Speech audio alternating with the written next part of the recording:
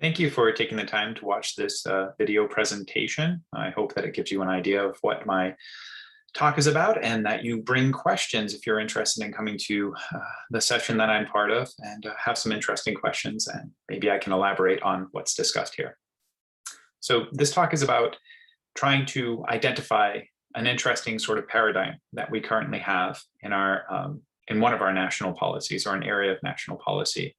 And that has to do with, federal disaster relief dealing with responses that we have to the political declaration of natural disasters, but more importantly, the concept of natural versus human caused when assessing climate change impacts.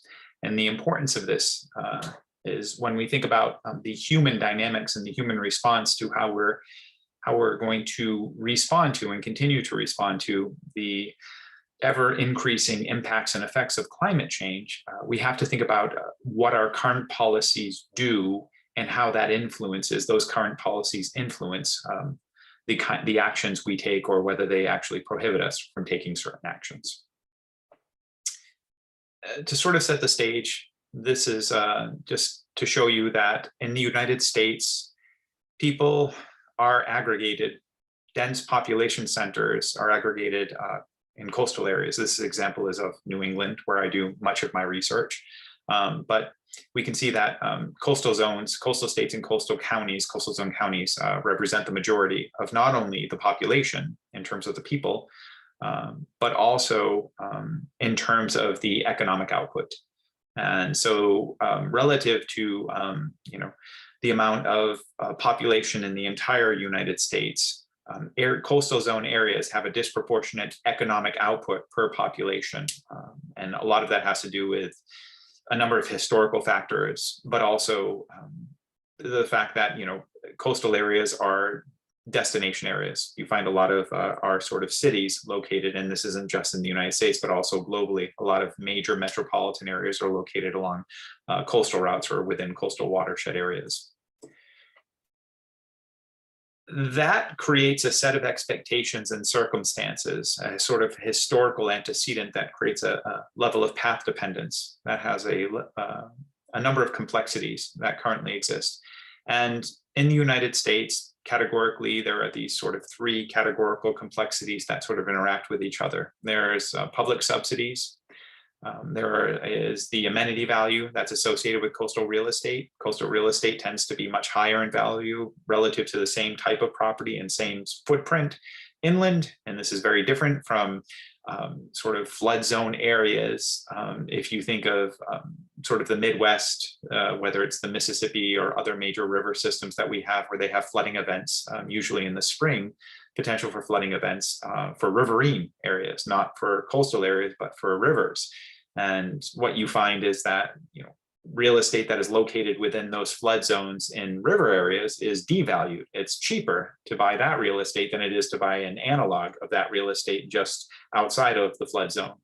Whereas in coastal areas, you kind of get the opposite. So there's a heightened amenity value.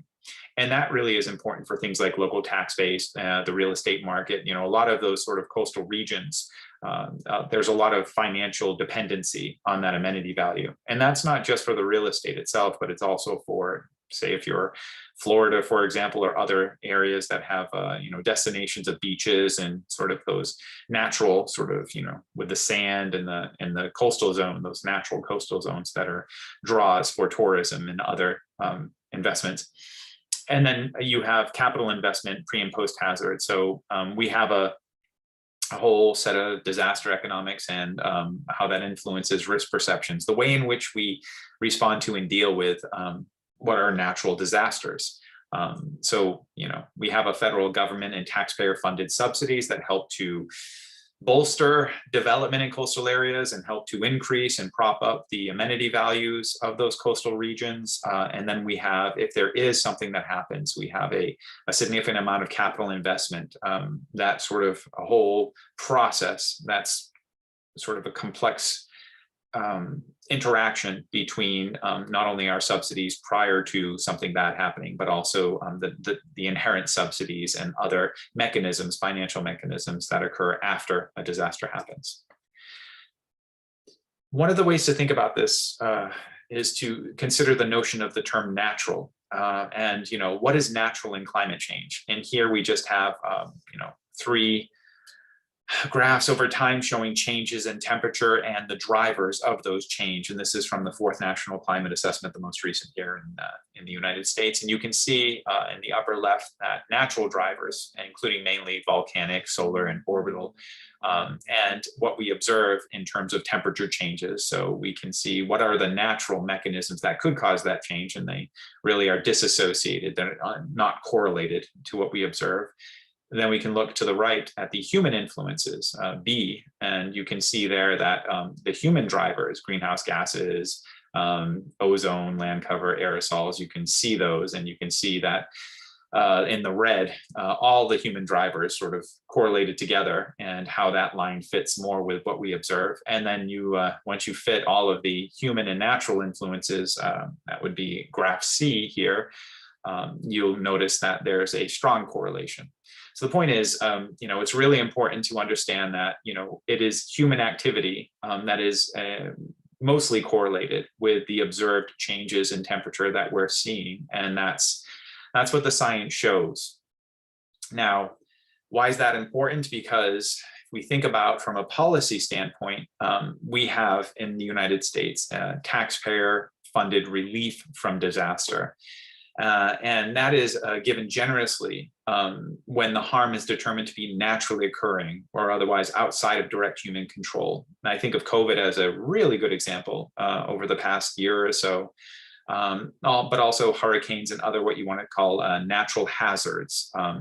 When these events occur, and we say that these events are naturally occurring, meaning that they weren't directly related to human activity. And I know, there's difficulty there and sometimes, but no fault of the people who are harmed, then we're really generous with stepping in and providing relief.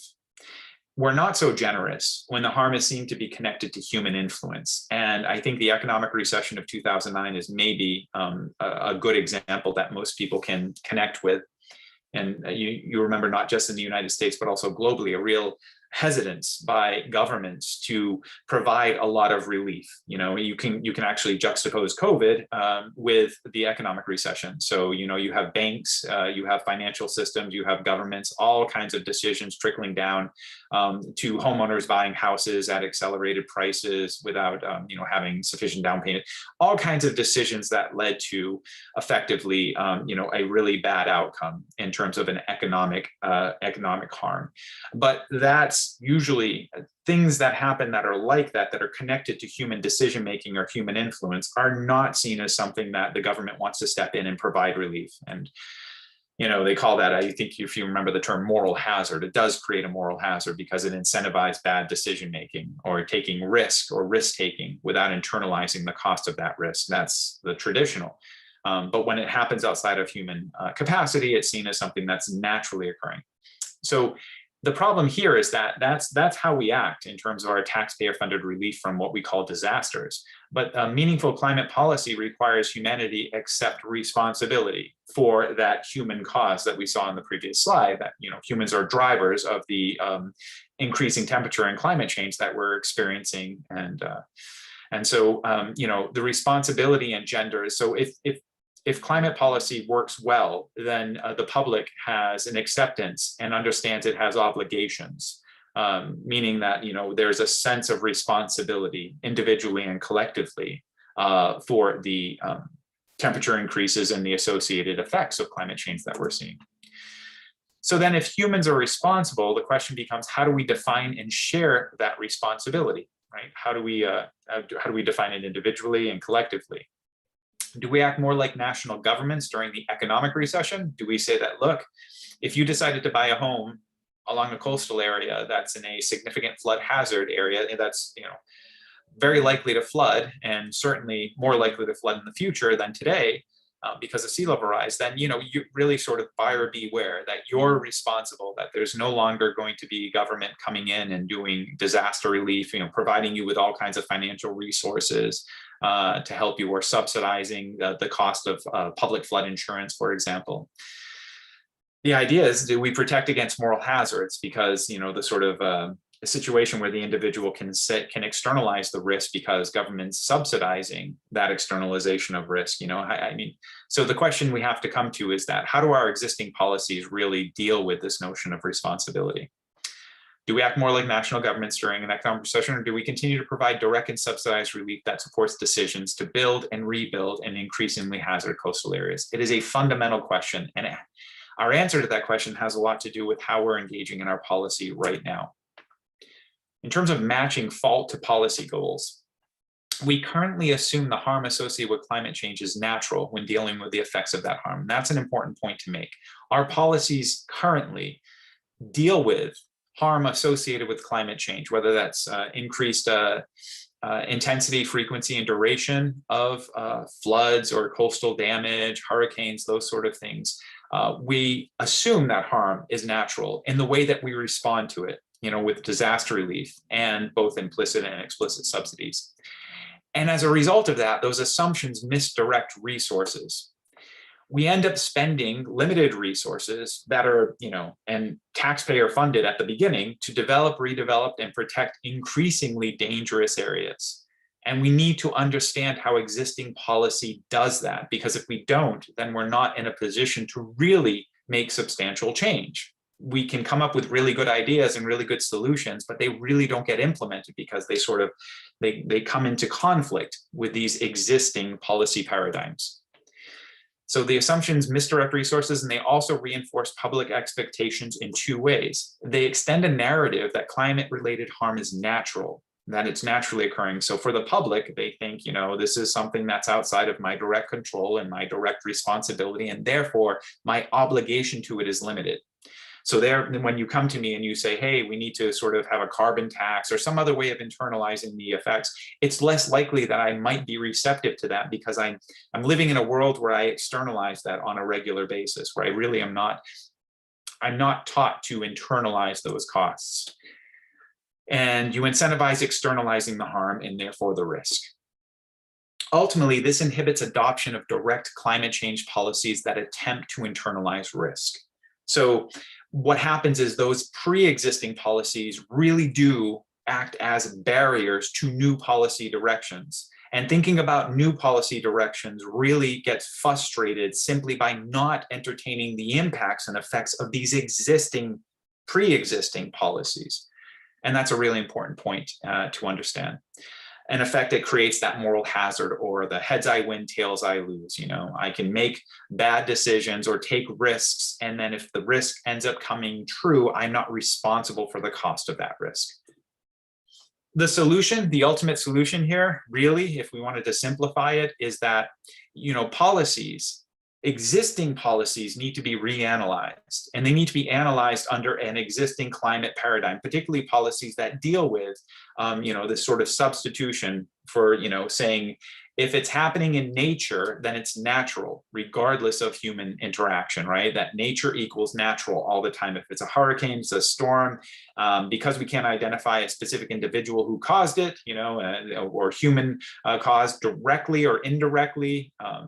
There's orders of separation, and it's a diffuse, incremental process, and we don't know if the storm was more intense because of climate change. Maybe it would have been that way 200 years ago, the same intensity, that sort of thing.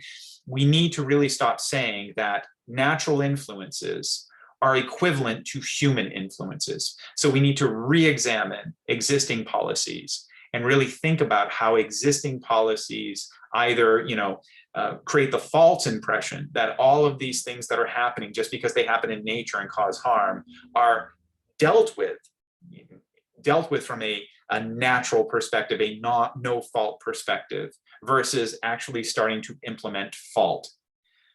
So that's the basic essence of my presentation in 15 minutes or less. There's a lot to expand on. I hope to get some questions and have some nice interactions during our time here. So thank you very much if you watch this, and thank you even more if you end up coming to the meeting.